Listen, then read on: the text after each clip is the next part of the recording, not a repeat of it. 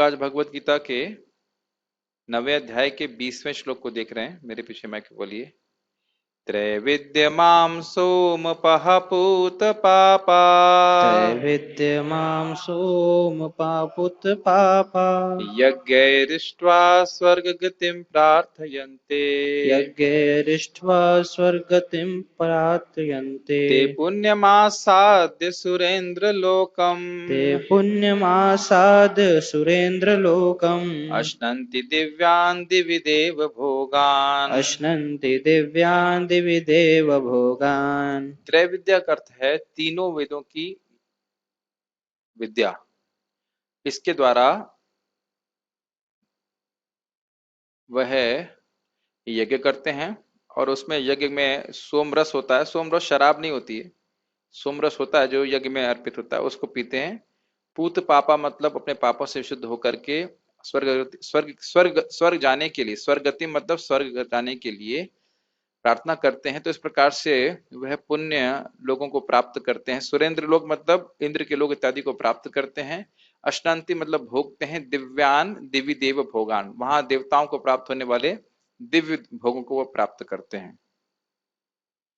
जो वेदों का अध्ययन करते तथा सोमरस का पान करते हैं वे स्वर्ग प्राप्ति की गवेषणा करते हुए अप्रत्यक्ष रूप से मेरी पूजा करते हैं। वे पाप कर्मों से शुद्ध होकर इंद्र के पवित्र स्वर्गिक धाम में जन्म लेते हैं, जहां वे देवताओं का सा आनंद भोगते हैं। गीता भूषण टीका। अपने भक्तों की वृत्ति को कहकर उनकी विशेषता का बोध कराने के लिए अपने से विमुख लोगों की वृत्ति को भगवान अब 2 श्लोकों में कह रहे हैं। अपने से विमुख मतलब जो भगवान कृष्ण की भक्ति नहीं करते, देवताओं की पूजा करते हैं। 3 प्रकार की विद्या के समाहार को त्रैविद्या कहा जाता है और जो इसका अध्ययन करते हैं और उसको जानते हैं उन्हें त्रैविद्या कहते हैं। समाहार मतलब एक साथ, 1 2 3 तीनों सब्जेक्ट पढ़ ले जिसने तो उसको त्रैविद्य कहा जाएगा। इसका अर्थ है जो वेदों में वर्णित कर्मों को करने के प्रति समर्पित रहते हैं। मूलतः बात होगी कि वो कर्मकांड करते हैं। इसलिए यद्यपि वे यह नहीं जानते हैं कि इंद्र या अन्य देवता के रूप मेरे ही रूप हैं और वे उन रूपों में अवस्थित मेरी ही पूजा कर रहे हैं, विभिन्न प्रकार के यज्ञ करने के द्वारा जिनका वर्णन 3 वेदों में किया गया है। वासुदेव परा वेदा वासुदेव परा मखे वासुदेव परम ज्ञानम वासुदेव परा, ऐसे करके श्लोक है भागवत का कि वासुदेव पर ही मतलब जितने भी यज्ञ हैं, वेद हैं, सब कुछ भगवान वासुदेव को जानने के लिए हैं। लेकिन ये लोग जो 3 प्रकार की विद्या में नियोजित रहते हैं वह इसको नहीं समझ पाते। वो सोचते हैं कि वेदों का उद्देश्य क्या है। नान्यद अस्तित्ववादिनः, ये जो वेदवादी हैं वो कहते हैं कि वेद का उद्देश्य यही है कि हम पुण्य करें और पुण्य करके स्वर्ग की प्राप्ति कर लें। ये बात यहाँ पे बोल रहे हैं तो कह रहे हैं ये नहीं समझ पा रहे हैं कि वेदों का उद्देश्य भगवान कृष्ण को जानना है और कृष्ण को भक्ति के द्वारा जान सकते हैं। ये सब बात नहीं जानते, लेकिन तीनों विद्याओं को जानते हैं। यज्ञ शेष यानी यज्ञ का उच्चिष्ट सोम का पान करके और पापों से शुद्ध होते हुए जो उनकी स्वर्ग प्राप्ति में बाधा होते, वे स्वर्ग जाने की प्रार्थना करते हैं। यह समझना चाहिए कि उनको जो भी भोग प्राप्त होता है वे मेरे द्वारा ही दिए जाते हैं। ये ध्यान देना चाहिए कि जो भी भोग स्वर्ग में हैं वे भगवान की भक्ति से प्राप्त होने वाली जो सुख, अनंत सुख है, उसका एक अंश मात्र है। इसीलिए बोला जा रहा है कि अगर कोई व्यक्ति स्वर्ग जा रहा है तो वह भगवान वासुदेव का ही पर है। वासुदेव पर है मतलब स्वर्ग के जितने भोग हैं वह भी वासुदेव पर ही हैं। लेकिन क्योंकि भगवान वासुदेव से आने वाला या विकीर्ण होने वाला जो सुख है उसका केवल अंश मात्र है, जिसका वह स्वर्ग जो प्रार्थना कर रहे हैं जाने के लिए वह उसका अनुभव करते हैं। तात्पर्य पढ़िए, इजी श्लोक है, इसमें कोई समझाना नहीं है। यस। तात्पर्य। त्रैविद्या शब्द 3 वेदों साम, यजु तथा ऋग्वेद का सूचक है। एक छोटा सा पॉइंट है कि भगवान गीता में बोलते हैं त्रैगुण्य विषया वेदा निस्त्रय गुण्य भवार्जुना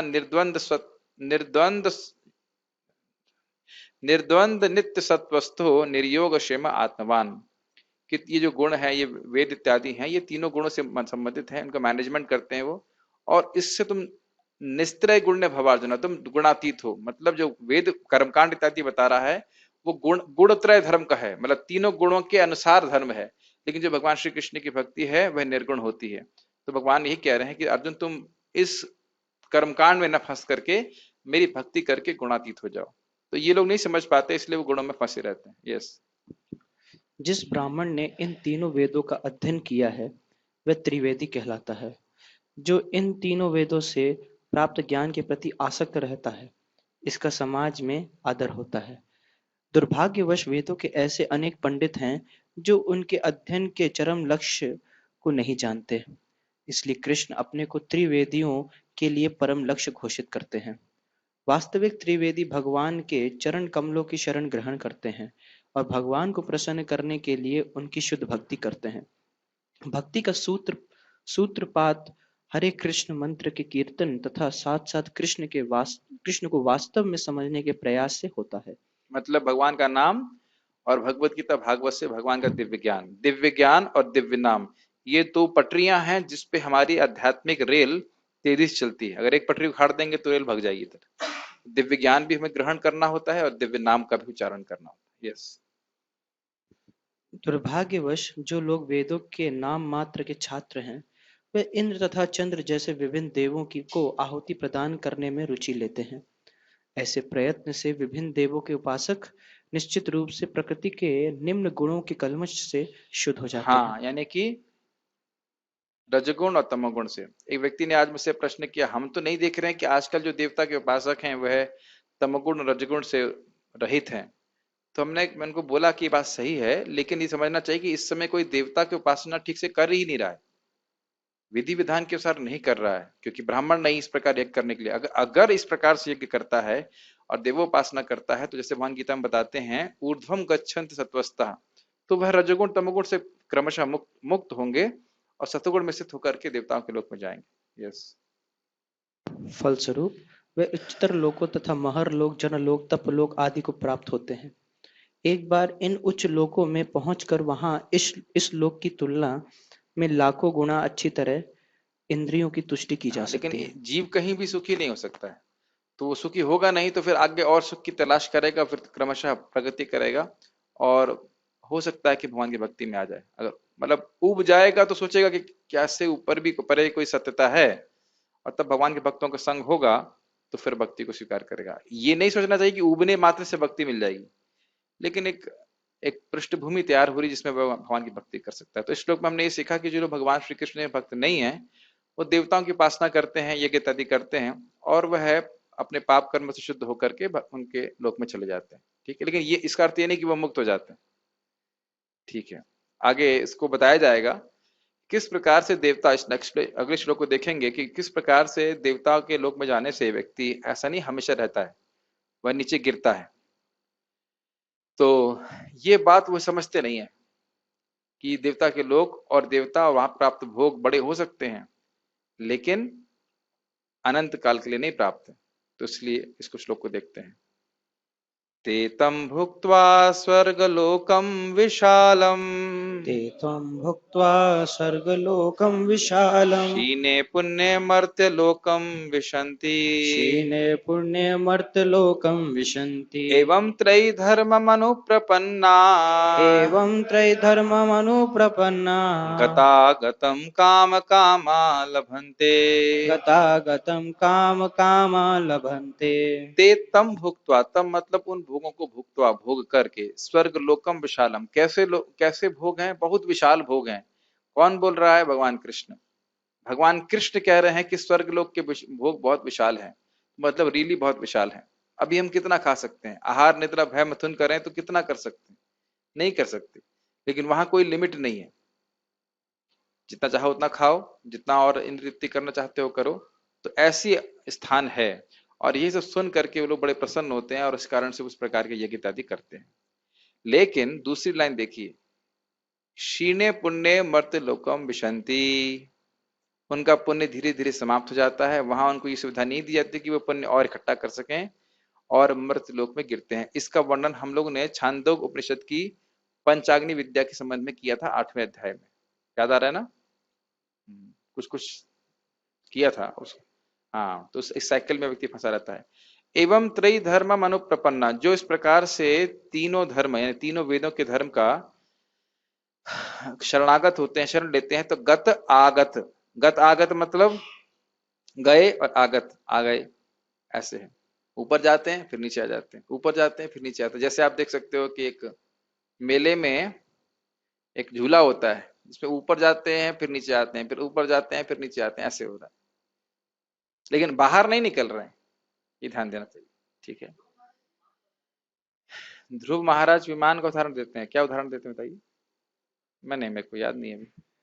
वो श्लोक बोलते हैं, उसमें बताते हैं कि ललितम पतितम विमानात, कि जैसे विमान जाता है तो उसमें जब तक फ्यूल रहता है तब तक वो ऊपर रहता है, फ्यूल खत्म होता है उसको नीचे आना ही पड़ता है। उसी तरह से जो व्यक्ति पुण्य है वो स्वर्ग लोक में रहता है, लेकिन नीचे आना अच्छा पड़ता उदाहरण है। जिस प्रकार से एक हवाई जहाज ऊपर चढ़ता है और अगर उसको पेट्रोल ना मिले तो नीचे आ जाता है, तो वहां पेट्रोल भरने की व्यवस्था नहीं है। ठीक है, उसी प्रकार से जो लोग देवता लोक में जाते हैं उनको पुण्य प्राप्त, जब पुण्य उनके क्षीण हो जाते हैं तो वो नीचे गिरते हैं। एक बात ध्यान रखना होगा कि जो असफल भक्त है, जब उसको स्वर्ग प्राप्त होता है तो उसके संग पुण्य क्षीण होने की बात नहीं होती। जब वह ऊब जाता है भोगों से, तब वह नीचे गिरता है। नीचे गिरना नहीं कहती, नीचे आता है। इसका प्रमाण है, प्रमाण है, अभी मैं पढ़ के आया इसको। 11वां स्कंद 26वां अध्याय, आयल गीत, बहुत सुंदर है, जिसमें उर्वशी लोक में ये याति महाराज चले जाते हैं क्योंकि भगवान के भक्त रह चुके हैं, इसमें लिखा हुआ है। तो फिर वह एकदम, मतलब उनको निर्वेद हो जाता है कि क्या मैं, क्या पढ़, मैं कहाँ अपना जीवन बर्बाद कर दिया उसमें। एकदम निर्वेद हो जाता है कि क्या मैं समय बर्बाद कर दिया भोगों में पढ़ करके। तो फिर वह निर्धारित कर लेते हैं कि नहीं, इसे कुछ रखा नहीं, इसमें मैं भगवान की भक्ति ही करूंगा। तो ये एक भक्ति का बड़ा सुंदर गुण है कि आपको धीरे धीरे भोगों से निर्वेद कर देती है। निर्वेद मतलब हम नहीं चाहिए सब, भले ही हम भोग की प्रवृत्ति के संग भक्ति में आए, लेकिन भक्ति करते करते, भक्ति की कृपा से, भक्ति देवी की कृपा से अपने आप ही उस जगह से, भोगों की प्रवृत्ति से हमें, क्या कहेंगे इसको, निर्वेदी कहेंगे, निर्वेद समझते हो नहीं चाहिए हमको, इस प्रकार की भावना आ जाती है। काम कामा लभंते, काम कामा का अर्थ प्रभुपाद क्या कह रहे हैं, इंद्रिय सुख, काम को कामना है, इससे पहले भागवत में भी आया था, काम की कामना में। तो इसी तरह काम कामा लभंते, यानी कि जो इंद्रिय सुख के पीछे भाग रहे हैं उन्हें क्या प्राप्त होता है, गत आगत, ऊपर जाओ और नीचे जाओ, ठीक, यही प्राप्त होता है। इस प्रकार जब वे उपासक विस्तृत स्वर्गिक इंद्रिय सुख को भोग लेते हैं और उनके पुण्य कर्मों के फल क्षीण हो जाते हैं, तो वह मृत्यु लोक में पुनः लौट आते हैं। इस प्रकार जो तीनों वेदों के सिद्धांत में दृढ़ रहकर इंद्रिय सुख की गवेषणा करते हैं, उन्हें जन्म मृत्यु का चक्र ही मिल पाता है। गीता भूषण टीका। स्पष्ट है, देखिए मैं कुछ जब बहुत ज्यादा व्याख्या नहीं करनी होगी, जबरदस्ती व्याख्या नहीं करूंगा, मतलब आपको एकदम स्पष्ट है। खाली इसलिए समझ रहे आना चाह रही है कि जो स्वर्ग जाने के लिए कोई खास इच्छा नहीं करनी चाहिए भक्त। ऐसे लोग जिन्होंने स्वर्ग के लिए प्रार्थना की थी, वे स्वर्ग के भोग भोगने के बाद मृत्यु लोक में प्रवेश करते हैं, जैसे ही उनके पुण्य क्षीण हो गए हो जाते हैं, जो उन्हें स्वर्ग लेकर गए थे। पंचाग्नि विद्या के अनुसार वे ब्राह्मण आदि वंशों में जन्म लेते हैं। चलो पंचाग्नि विद्या को रिमाइंड किया जाए। यज्ञ किया श्रद्धा के संग, तो श्रद्धा को अर्पित किया अग्नि में, उससे से क्या प्राप्त होता है, मृत्यु के समय देवता लोग उसे देवलोक ले जाते हैं, सोम राजा अर्थात सोम राजा जैसा शरीर देते हैं। उसके बाद सोम राजा शरीर को बादल, यानी कि ना, सोम राजा वही हो गया, सोम मतलब चंद्रमा, और सोम राजा के शरीर को पर्जन्य नामक देवता यानी बादल को समर्पित कर दिया जाता है। तो बादल क्या करता है, अब वह पृथ्वी को जल की आहुति देता है, और उससे क्या उत्पन्न होता है, अन्न उत्पन्न होता है, और अन्न की आहुति होती है इंसान के, पुरुष के दी जाती, पुरुष खाते हैं, उससे उत्पन्न होता है वीर, और वीर की आहुति स्त्री में दी जाती है, उससे फिर वापस एक देह प्राप्त होता है। तो ये बोल रहे हैं कि एक अच्छी बात है कि जो लोग इस प्रकार से स्वर्ग में गए उनको ब्राह्मण इत्यादि परिवार में जन्म मिलता है क्योंकि पुण्यात्मा होते हैं। अब क्या कह रहे हैं, फिर से वेदों में वर्णित त्रैविद्य के कर्मों को करके वे स्वर्ग जाने की इच्छा रखते हैं, और इस तरह वह इस प्रकार इस जगत में बारंबार जन्म लेते रहते हैं। मतलब गतागतम काम काम लवंते को समझा रहे हैं कि भाई वो स्वर्ग में गया, फिर लौट के आया, फिर ब्राह्मण बना, फिर क्योंकि पहले का संस्कार है तो फिर से वह यज्ञ करेगा, फिर स्वर्ग चला जाएगा। तो बेसिकली अगर आप देखें तो इसमें कोई मुक्त होने की संभावना नहीं है। बहुत लंबे काल के बाद अगर उसकी बुद्धि आ गई, उसे समझ लिया कि हाँ भाई ये सब तो क्या हो रहा है, मैं ऊपर जा रहा हूँ नीचे जा रहा हूँ, कहीं जा तो रहा नहीं हूँ, तब वह समझ सकेगा। बड़ा मुश्किल है ये, होती शुद्धिकरण लेकिन बहुत स्लो तरीके से। तात्पर्य पढ़िए। तात्पर्य, जो स्वर्ग लोक प्राप्त करता है उसे दीर्घ जीवन तथा विशेष सुख की श्रेष्ठ सुविधाएं प्राप्त होती हैं, तो भी उसे वहां सदा नहीं रहने दिया जाता। पुण्य कर्मों कर्मों के फलों के क्षीण होने पर उसे पुनः इस पृथ्वी पर भेज दिया जाता है। जैसा कि वेदांत सूत्र में इंगित किया गया है, जन्मादस्यतः, जिसने पूर्ण ज्ञान प्राप्त जिसने पूर्ण ज्ञान प्राप्त नहीं किया या जो समस्त कारणों के कारण कृष्ण को नहीं समझता, वह जीवन के चरम लक्ष्य को प्राप्त नहीं कर पाता। वह बारंबार स्वर्ग को तथा फिर पृथ्वी लोक को जाता आता रहता है, मानो वह किसी चक्र पर स्थित हो जो कभी ऊपर जाता है और कभी नीचे बहुत आता है। स्पष्ट है। एक सारा बात श्रीमान चैतन्य महाप्रभु बहुत अच्छा कहते हैं कि जो भोग के कार्य हैं, वो एक दिक्कत तो ये है कि वो चेतना को आवृत कर लेते हैं, तो व्यक्ति समझ नहीं पा रहा है कि ये कार्य मुझको बांध रहे हैं। ये प्रॉब्लम, जितने भी भोग के कार्य होते हैं। इसीलिए यहाँ बोल रहे काम कामा लभंते गतागत, बार बार जाना बार बार आना, और कामना उसको बांधती चली जा रही, बांधती चली जा रही, बांधती चली जा रही। उदाहरण दिया जा रहा था, जैसे कि एक रेशम का कीड़ा अपने ही शरीर से उत्पन्न होकर होने वाले रेशम से खुद ही बनता चला जाता है। ये सारे कर्म कर रहा है भोग के, और वो उसके हृदय में और भोग की वासना का निर्माण करते जा रहे हैं, फिर उसको और भोग कराते जाएंगे और कराते जाएंगे। हमने भागवत में प्रहलाद महाराज का कितना सुंदर उपदेश सुना था कि कामाग्नि हृदय में जली हुई है, जल रही है, और उसमें वह मधु लवकण बहुत छोटे छोटे भोग के द्वारा उसको संतुष्ट करने का प्रयास करते हैं। और वो कैसे हैं? घी जैसे, जो उस अग्नि को और बढ़ा देते हैं। कभी उसको संतुष्टि प्राप्त नहीं होती। तो आप कहेंगे कि अरे, तो उसको समझ में क्यों नहीं आ रहा है? तो हमने अच्छे से, अगर आपको याद हो, कमेंट्री में बताया गया था कि वह उन मधुकणों को या भोग की सामग्री को इकट्ठा करने में इतना व्यग्र है कि वह ये समझ ही नहीं पा रहा है कि जीवन व्यतीत हो रहा है। भोग का ये स्वभाव ही है कि हम ये भूल जाते हैं कि हमको मरना है। हम ये भूल जाते हैं कि हमारा समय व्यतीत हो रहा है और बहुत तेजी से जा रहा है। भोग में स्पेशली ऐसा होता है, तपस्या करेंगे तो तुरंत दिखता है, अरे बहुत टाइम हो गया जब कर रहे हैं, बहुत टाइम हो गया भागवत सुन रहे हैं। लेकिन भोग में ऐसी हमारी प्रवृत्ति नहीं रहती। हमेशा ये लगता है अरे इतना समय निकल गया। होता है कि नहीं? तो जब तक व्यक्ति भक्तों के संग में आकर के अपने भगवान कृष्ण के बारे में ज्ञान को प्राप्त नहीं करता है, वो इसी चक्र में फंसा रहेगा। चलिए पढ़िए। उबता कब है? पता नहीं कब उबता है, कितने साइकिल के बाद उबेगा हम नहीं कह सकते कुछ। सिद्धांत तो है ये कि उब जाता है व्यक्ति, क्योंकि ये भोग आत्मा को टच नहीं करते हैं। कितने जन्मों के बाद करेगा इसका कुछ नहीं कह सकते। बहुनाम जन्मनाम अंत लिखा है, अब कितने जन्म के, ये लिखा है कितने जन्म के बाद। बहुनाम का मतलब एक से अधिक, कितने जन्मों के बाद हम नहीं कह सकते। जब तक एक भक्त से मुलाकात नहीं होती। हाँ, ये भी है। ऐसा जरूरी नहीं है, क्योंकि देखिए जो कर्म कांड से ज्ञान कांड में जा रहा है, जरूरी नहीं है भक्तों के संग से जाए। कर्मकांड से ज्ञान में कांड करने जाने वाला व्यक्ति भी जरूरी नहीं है। कर्मकांड वो करते करते करते करते स्वाभाविक है, वह ऑब्वियसली वह कुछ नियम भी पालन कर रहा है। तो रजोगुण से तमोगुण, तमोगुण से रजोगुण, रजोगुण से सतोगुण करते करते करते करते फिर उसको समझ में आएगा कि भाई इसमें कुछ है नहीं। लेकिन ये बहुत समय लगेगा। हाँ, भक्तों के संग आया तो बहुत तेजी से प्रगति हो जाएगी। भक्ति में आ गया तो फिर तो बहुत तेजी से आ जाएगा। देखिए, भक्ति में आएगा तो जरूरी नहीं उसके पास ज्ञान होना चाहिए। वो कितना भी तमोगुण में हो, रजोगुण में हो, भक्त संग में आकर के वह पूरी तरह से शुद्ध हो सकता है।